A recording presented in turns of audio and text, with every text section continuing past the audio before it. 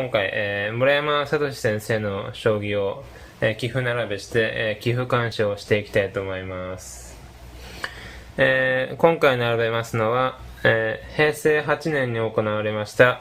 棋聖戦の最終予選ですね。羽生善治竜王名人対村山聡八段という一局ですね。持ち時間3時間ですね。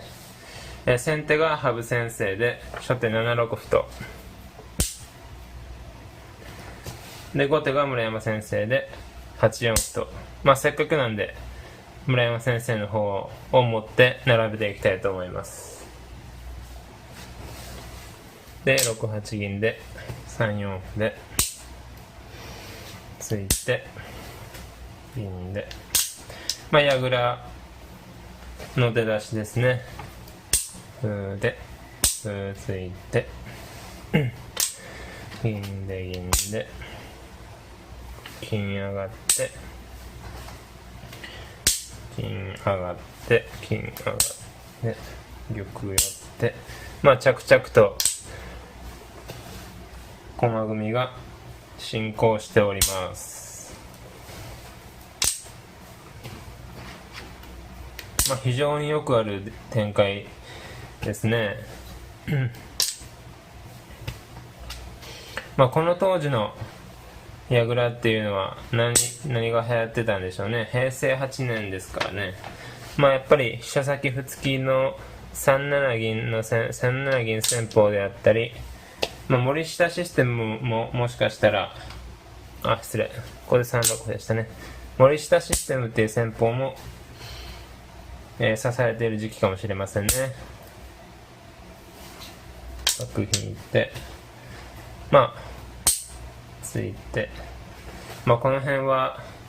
ものすごく実戦例も多くて、何百局、もしかしたら1000局以上あるんじゃないかというぐらいの、オーソドックスな展開ですね。で、3七銀戦法でしたね。で、角を上がってと。はい。これで、角上がって、後手がやや受け身、ややというか受け身ですね。守りの体勢で、先手が攻める体勢という構図の戦いですかね。そうですね。ここ角ぶつけたりすれば、脇システムという形になりますね。今回は6八角として金上がって、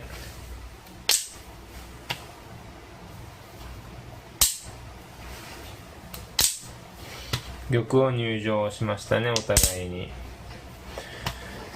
はい。で、4六銀とね。ここが、あれですね。今ですと、今の流行は4五歩と突くのが、流行ってますかね。で、これには銀引くしかなくて、これで銀を上がって、2手損。先手としては2手損ではあるんですけど、4五歩を、伸びすぎと見て、これをまた咎めに行くような展開で、ただこれが、後手が結構勝率も良くてやれるという感じで流行っていますね。なので先手でこの形を選ぶ人は結構減りましたね。その影響で角換わりという戦法が、かなり増えたんですけどね。矢倉でしたら早囲いという戦法が今多いですかね。ただこの時代は4五歩と突かずに銀を上がって、好きに組ませるという感じの指し方が主流だったですね。桂飛んで歩引いて、もう完全に受け身の体勢ですね、後手としては。先手が攻めるとついて、はい、ここで2四銀と上がりましたね。2四銀っていうのは一つの矢倉での形でして、意味としては、将来的に桂を飛ばれた時に銀あたりの先手にならないようにあらかじめ上がっているという意味で、ただ2五歩と突かれますと引くしかなくて、これ2手損しているんで、先手が得のように思うんですけど、先ほどの2五桂と跳ねる手が、この桂を跳ねる手がなくなっているわけですね。こう歩をついていることによって、まあそのデメリットが、かなり大きいということで、まあ2手損しても、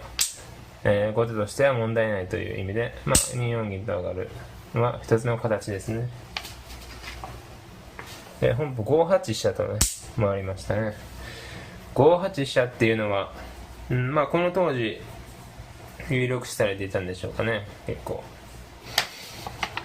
まあ最近はめっきり見ない手ですね。5八飛車っていうのはよくあるのが、まあ3八飛車として3筋方面に狙っていく感じの作戦が多いですね。まあ香車上がってから3八飛車とか、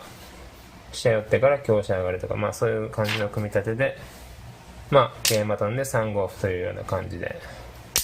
行くのを狙う手が多いですが、本譜は5八飛車とやってですね。はい、これはまあ次に5五歩とついて同歩で同銀で、まあ、5四歩と打てば4六銀と引いておいて、これでまあ一歩を交換して手持ちにしたのが大きいということで、まあそれから3八飛車と回って、まあ、一歩を手持ちにして、攻めていこうという作戦ですかね。はい、後手はどうするかと言いますと、本譜4五歩とついたんですね。4五歩っていうのはすごく、強気な一手という感じですね。同桂で取られて、それで4四銀としましたが、まあこうしておいて次に桂馬を取りまして、同銀に、まあ、香車取るであったり3三桂と銀を取りに行くという手であったりを狙っていますね。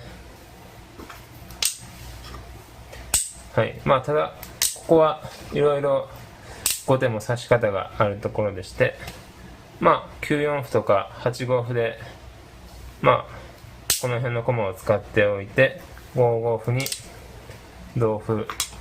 同銀5二飛車と、まあこういう風に迎え撃つ指し方も結構定石化されて、まあ、有力ではあると思うんですけどね。はい、まあ5同銀に、まあ、5四歩と打ってしまうと4六銀で、これは先手が一歩手持ちにして不満がないという形ですね。まあ8五歩とか9四歩で、まあ、5二飛車と回るような展開とか、そうですね、昔、羽生佐藤康光の、竜王戦のタイトル戦で、5五歩にまあなんか足して5五歩に6四歩と、ついたような将棋も確かあったと思いますね。まあ、この6四歩とつく手の意味は、5四歩同銀5五歩の時に6三に引くスペースを空けておいたということですね。まあこうしておいて、まあ後手が逆に歩を手持ちにして戦うという意味ですね。まあいろいろな指し方がありますけどね。5八飛車に対してまあ8五歩のとこで、まあここで、まあ、6四銀という手も一応あったかと思いますね。6四銀と上がって、まあ純粋に5五の地点に駒を足して、ただこの手をやると、まあ先手も3八飛車と回って、まあちょっとこの角の利きが止まってしまっていまして、まあ将来的にこの銀をまた戻ることになりやすいんですが、まあこう戻ってしまうと、まあ2手損ですよね。2手損で、先手は飛車回って飛車寄っての、まあ飛車に回った手が1手損なだけで、まあ3八には、1手損した1手損だけでいけてるんで、まあ数えたら、後手が1手損してるわけですね。ちょっとややこしい計算ですけれども、まあ先手が1手得していると。まあなので6四銀はややまあつまらないかもしれませんね。そういう展開になってしまうと、まあいろいろな作戦がある中で4五歩っていうのはまあ一番強気な許さんという手で、まあ村山流という感じですよね。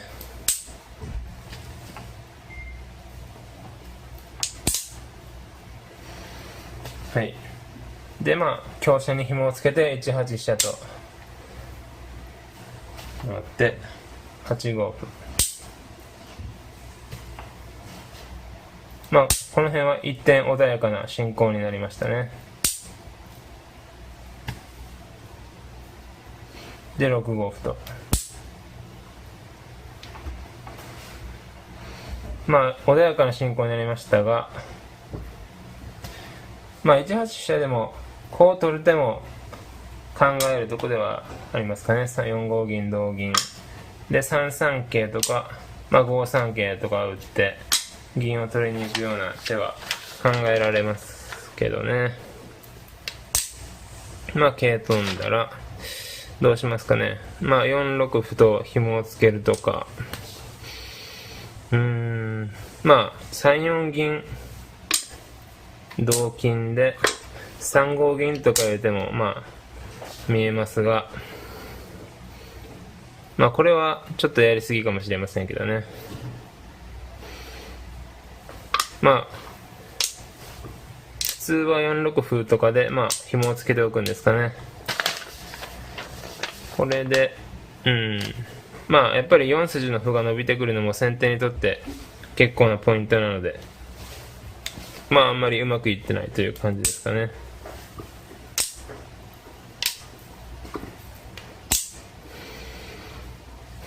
で後手はまあ8五歩とついてゆっくりやりましたね。で6五歩と、まあ6五歩っていうのは将来何か角とか角上がっていったりして、このラインに角を利かしてまあ4四歩を捨てたのを咎めに行く意味がありますね。まあ、4四歩がここにいればまあ歩で止まってるんでそこまでダメージはないですけど、これを自ら捨ててしまっているんでこのラインの利きがかなり強烈ですね。まあ6五歩とついた手に対して、まあ、そういう手を未然に防ぐ意味もあって8四角と上がりましたね。で6六銀ですか。6六銀と、まあ、6六銀はそうですね、まあ玉頭がやや薄くなる意味はありますけど、まあ攻めに重点を置いたような感じですね。で桂飛んで、で飛車寄って、で6四歩と動いていきましたね。同歩とで飛車回って、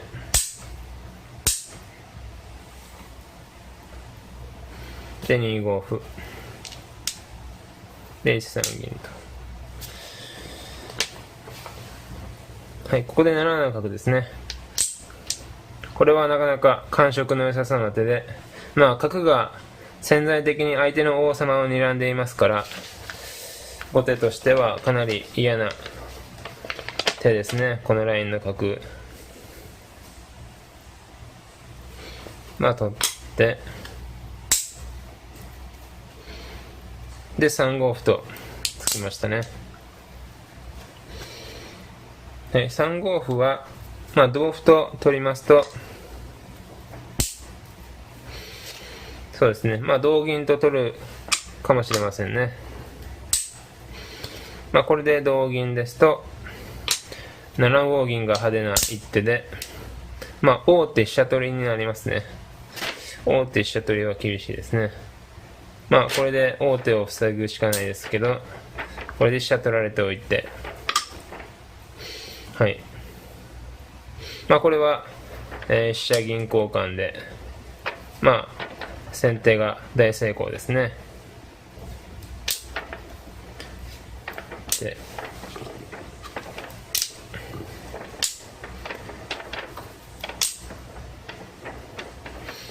で3五歩は手抜いて6五桂と跳ねましたね。まあ角をどいてくれと、とにかく角にどいてほしいという感じですね。でまあ角引いてただこの桂を跳ねてしまうとですね、桂馬がいるせいで6六というか飛車の利きが通らなくなってますからね、縦に。この局面だと桂がいない方がいいぐらいなんですよね。こう角で銀を取って同金同飛車みたいな2枚替えの筋がありますから、この桂馬がちょっと邪魔になってきているんで、で3五歩と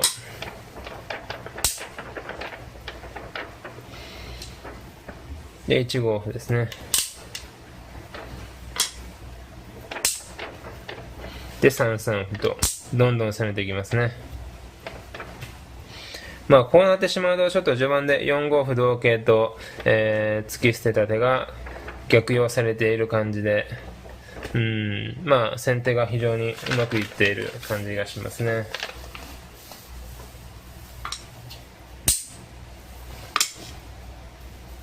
で取って香走って歩で、そうですね、この香走ると香が取られてしまう形になるんですが、一歩を補充して、この瞬間に一気に攻め倒してしまおうという、矢倉でよく出てくる指し方ですね。こういう香を捨ててでも一歩が欲しいというのは勢いがありますね、非常に。3四歩同金、すぐに2六桂取ってで2五桂。先手としてはですね、いつでも6五の桂を銀で取る手があって、はい、これで攻め駒を補充できるというのも非常に心強いところですね。こういういつでも取れる駒のことを七駒と言いますね。はい、で本譜は1四桂と跳ねた手に対して3三玉と上がって、もう金は取られてもしょうがないということで取られて、2四銀ですね。で飛車引きまして4五歩と、ここは大事なとこですね。先手もここでうまく攻めないといけませんね。この桂香が取られてはいけませんからね。4五歩と打った手に対して2五歩ですね。2五歩で、銀は当然逃げませんね。こう逃げているようではいけませんからね。これで香車は取られますけれども、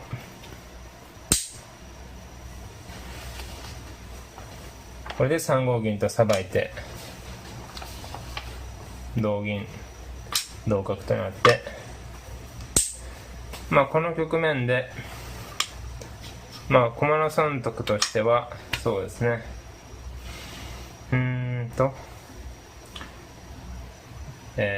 金と香の交換で先手が駒得ですね。それで駒の働きとしても先手は存分にさばいていますし、後手はそうですね、大駒がやや働きが弱いですね。飛車がこの桂馬がいるせいでちょっと縦の利きが弱いので、ここは先手が優勢ですね。3五銀同銀同角で4四銀としまして6八角と引いた。で3七歩と、はい、そうですね、不利な時は飛車を攻めろという、考え方がありまして、やっぱり優勢の方も飛車を取りに来られるのは結構嫌なものということで、3七歩で、2二桂成が、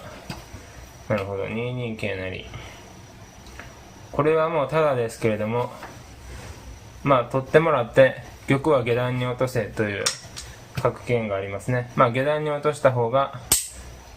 非常に寄せやすくなるということで、桂馬を捨てる価値があるということですね。で5二銀で5三金と金銀で噛みついていきますね。ここは玉を上がったりすると危ないですかね。玉を上がったりすると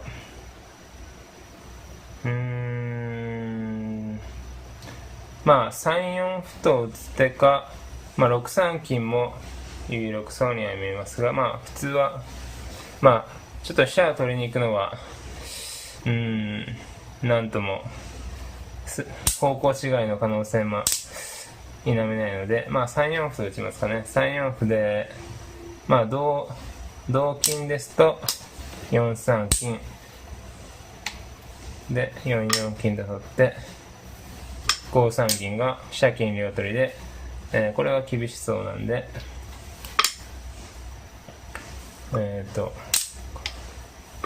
3四歩に対しまして、まあ同玉ですと3五歩と打って同銀なら4三銀ならず同玉3五角で、まあこれは、銀が丸々得しましたので成功ですね。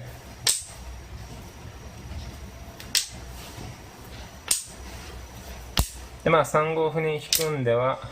まあ、2五は2九飛車がいますから3五歩に引くんでは、まあ金取って同玉で3四金と打って、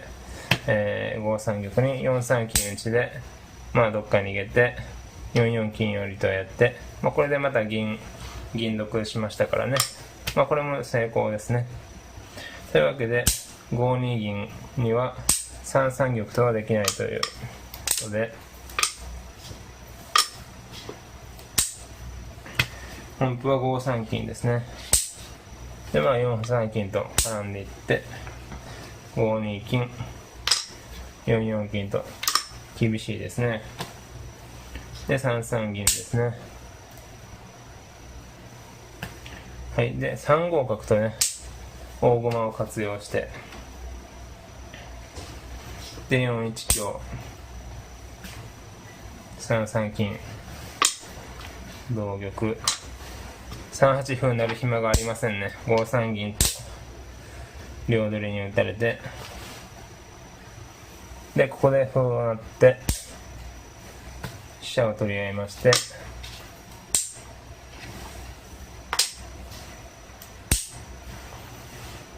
で3一飛車と打ってここで、村山先生の投了となりましたね。で羽生竜王名人の勝ちとなりました。3一飛車と打たれてこれに対してはまあこれが王手と香取りですね。王手香取りを受けるなら4二玉という手しかないですけど、そうですね、まあこれであればまあ例えば3二銀とかですかね。これでまあ次に4一飛車成を狙いまして、まあ、4一に駒を利かす5一金打ちとかですとどうするかな。まあ6五銀と桂馬を外して次に桂馬打ちのを狙うとか、まあ2一飛車成とかも厳しそうですね。これで次に竜を寄って上がってならずで香車を取って寄って3二竜という詰めろになっていますからね。まあ3一飛車の局面ですけれども、こうか3一飛車にまあ合駒、まあ3二歩とかですと、まあ、4一飛車成と取って、まあ、やっぱり香車取られるのは痛いですね。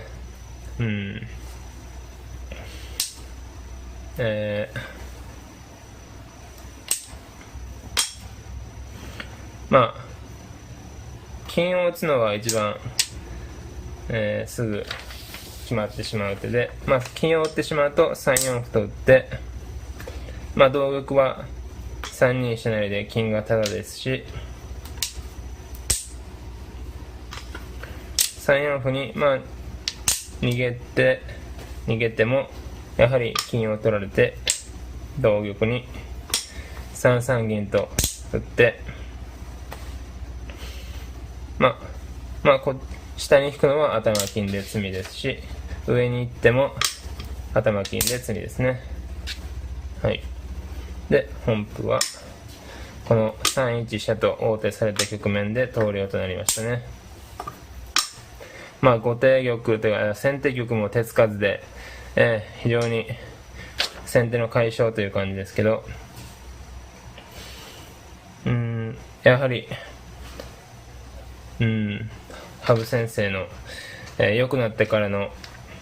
そうですね、スマートな勝ち方が、非常に勉強になりますね。まあちょっと後手の村山先生としては4五歩同桂と序盤でやった手が、すごくうまく逆用されてしまったのが、非常に痛いところでしたね。まあちょっと攻め合いの形にもならなかったんで、村山先生としては不出来な一局となりましたかね。というわけでどうもでした。